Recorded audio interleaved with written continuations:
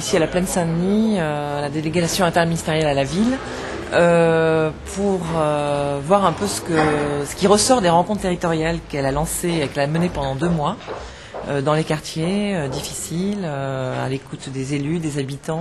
Et ça, c'est à 1 mois de la présentation du plan banlieue qui sera présenté finalement, alors on le sait maintenant depuis ce matin, à Vaux-en-Velin, le 22 janvier par le président Nicolas Sarkozy.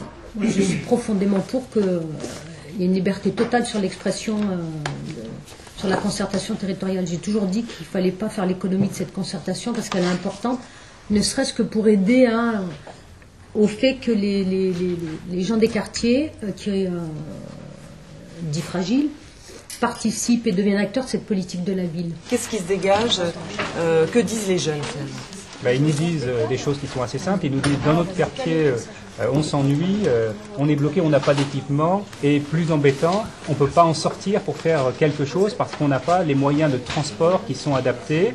Où on a des lignes avec des bus qui ne passent pas souvent et qui ne passent pas aux heures qui nous arrangent. Quelles sont les mesures concrètes que vous allez mettre en œuvre pour éviter qu'ils s'ennuient, pour lutter contre ce désœuvrement? D'abord, je voudrais quand même souligner que quand j'ai parlé de tolérance zéro contre la glandouille, certains sont montés au créneau. Là, on a la preuve et la démonstration évidente que c'est les jeunes, cette fois-ci, qui le disent, qui sont en situation de désœuvrement. Est-ce qu'il y a un bureau avec une ligne fixe Ouais.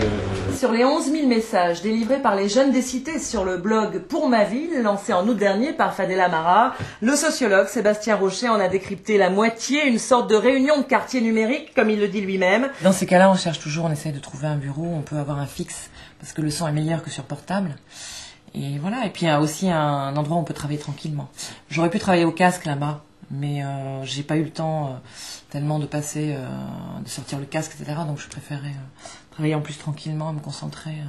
Même si c'est pas facile avec la caméra qui est pas loin de travailler tranquillement.